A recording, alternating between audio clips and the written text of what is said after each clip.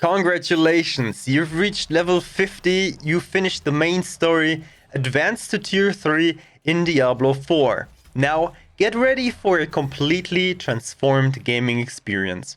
In this video, we'll explore in easy words what you can be excited about in tier 3 and beyond, uncovering exciting new features and gameplay mechanics. We'll go through it step by step with timestamps so that you are able to watch the specific parts you are interested in whenever you want to. Let's start directly with a huge change right now. You've come a long way since hitting level 50 and completing the main story. Remember those skill trees? Well, say goodbye to them. Starting with level 50, Diablo 4 introduces an exciting shift in character progression. It's all about Paragon Points now. These points allow you to further refine your character's skills and playstyle. No more fixed skill trees, although you are still able to change your skills just like before if you choose to try a different build. If for example you would like to try a good working hammer smashing barbarian, check out the video linked in the top right corner about my ancient barbarian.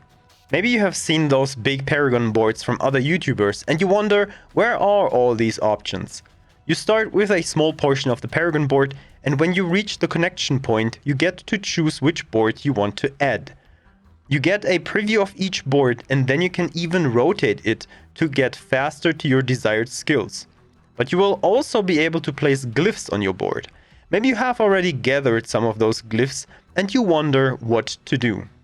Ah yeah, the mysterious and powerful glyphs. You may have seen them drop during your adventures, but what are they exactly? Starting with level 50, glyphs take center stage. They can be inserted into your Paragon board, offering unique bonuses that enhance your character's abilities. They offer bonuses from higher damage with certain weapons, up to increasing armor or attack speed. Every glyph has a radius in which it will count points spent for your attributes and then calculates your bonus. Every glyph offers a special bonus on top for reaching a higher stat. Find the right combination of glyphs and Paragon points and you will unleash massive power upon your foes. Glyphs can be found at random encounters with enemies all over the map. But if you want to search with a higher probability, then you go to dungeons, and even better, into nightmare dungeons to find new glyphs. It's almost guaranteed for them to drop there. But what are nightmare dungeons and why are they so special? And even more, how do you gain access? Now, prepare for a real challenge. Nightmare dungeons await, offering a challenging experience for seasoned adventurers like yourself. These dungeons ramp up the difficulty and provide a chance for even greater rewards. Ooh, wait, that's a unique sword?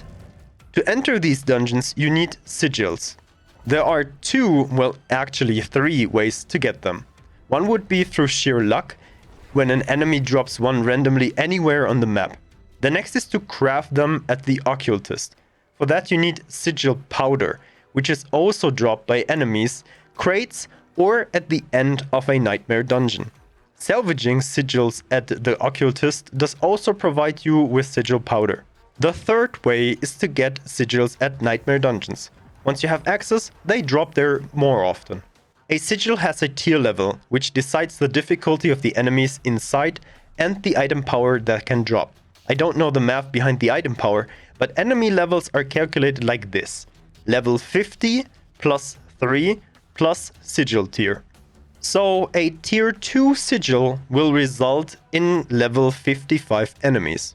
This is important to know if you want to level your character as fast as possible, because nightmare dungeons offer the fastest way to level your character effectively. Therefore, you need to know that your maximum XP boost is plus 30%, which you get for fighting enemies that are 3 levels higher than you. Respectively, you get 10% for one level and 20% for 2 levels that enemies are above your level. One more thing about nightmare dungeons. They increase the difficulty not only through levels, but also with extra dangers. Like for example random events that are trying to kill you, like lightning strikes or lava eruptions. Or spheres that are chasing you and explode. Or elites that have special abilities like summoning pools of poison. If you can, pop an elixir that will help you with the known damage and you get 5% extra XP on top. Usually you will get an advantage too, like doing more damage of a specific kind or let's say you get more gold. There's some variety to Nightmare Dungeons. Now you are ready to explore the depths, overcome treacherous foes, and delve into the mysteries that lies within. Are you ready to conquer the nightmares, or do you like to stay on the world map and participate in other activities, like for example Helltides? Imagine a swirling storm of chaos where danger lurks around every corner. That's the world of Helltides. Well, almost. These dynamic events bring forth waves of powerful enemies, testing your skills. Helltides occur randomly in the open world and last for 1 hour. Demons in those areas are empowered, and their monster level is greater than your own level. And their loot drops correspondent to the difficulty. Monsters killed in a Helltide potentially drop cinders that can be spent to open Helltide chests in the respective region. There are different types of boxes to open, like ring or weapon boxes. The most valuable ones are the mystery boxes that don't appear on your big map, just on your mini-map when you're close to them. On top of that, some crafting materials are only found in Helltides, such as the Fiend Rose. So, venture into the heart of the Tide, seek out the elusive mystery boxes, and claim epic loot. Just be prepared for the unexpected high-level bosses that are spawning. Maybe you want to bring a friend for them to take them down. In another corner of the Diablo 4 world, you can find the Grim Favors. These special areas offer unique challenges and tasks, waiting for daring adventurers like yourself to conquer them. Complete these tasks and spend your favor at the Tree of Whispers for powerful items. The Grim Favor quests are well described and shown on the map. You need 10 favors before you can exchange them for items. This is a good way to get new items if you're missing something in your build, since you get to choose between 3 gear classes each time.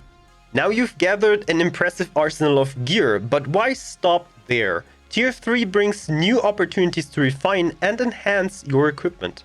Loot obols scattered throughout the world. They hold the key to unlocking the full potential of your gear.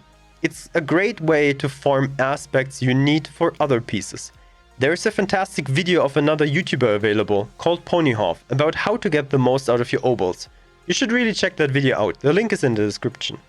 You should also visit the enigmatic occultist, who can not only imprint and extract aspects, but allows you to tailor your items to perfection through enchanting. Important to know, enchanting does only work for one stat. So if you found the almost perfect item, but there's one stat that doesn't fit, you can change that at the occultist. Once changed, you can still try to get luckier and get a better stat, but you are limited to that one changeable stat per item. And unique items can't be changed. I got a bonus tip for you. Some smart people have data mined that items do change drastically, like a level up, at the X24 mark. So 124, 224, 324, and so on. If you try to get a better item, try to hit items above those marks to have a greater upgrade. Next thing you need to know is all about Renown. It's not just a word, it's a source of immense power. Accumulate Renown and unlock up to 20 additional Paragon Points, giving you an edge in any battle. By starting early and focusing on Renown, you will feel the true might of your character. Harness this power to overcome the challenges that lie ahead.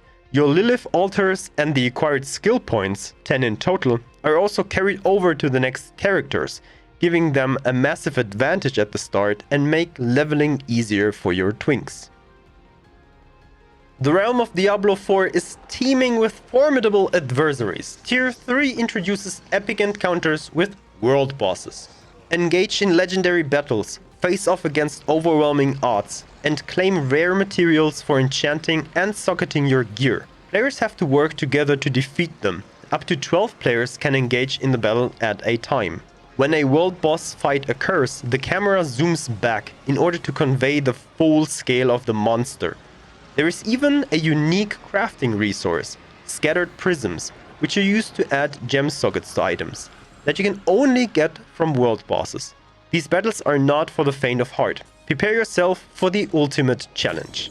And be advised, a world boss does need to fall in 15 minutes. Don't venture into the world of Diablo 4 without intel.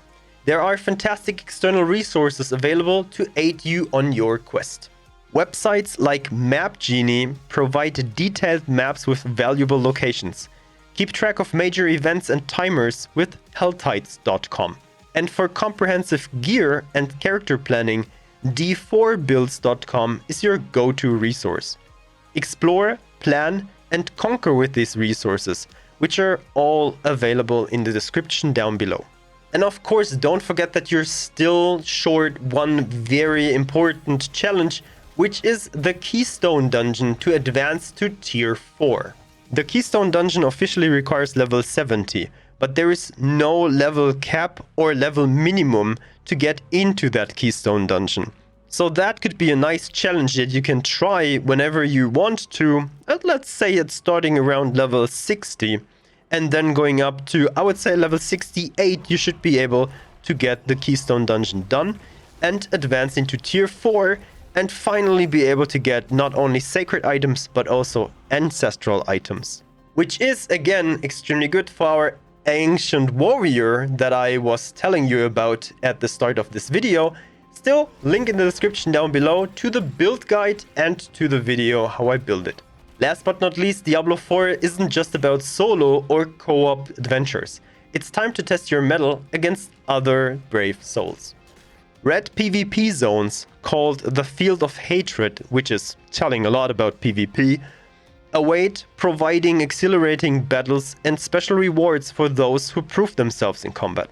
Since I don't know that much about PvP, I pinned a good article in the comments that is telling you everything you need to know in a simple and short form.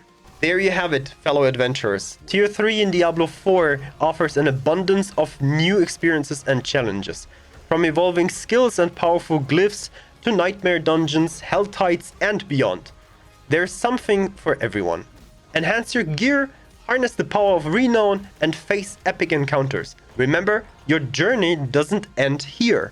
Explore the world, seek allies, and unravel the secrets in Diablo 4. There's still another tier waiting for us. Until next time, stay strong, stay vigilant, and may the loot be in your favor.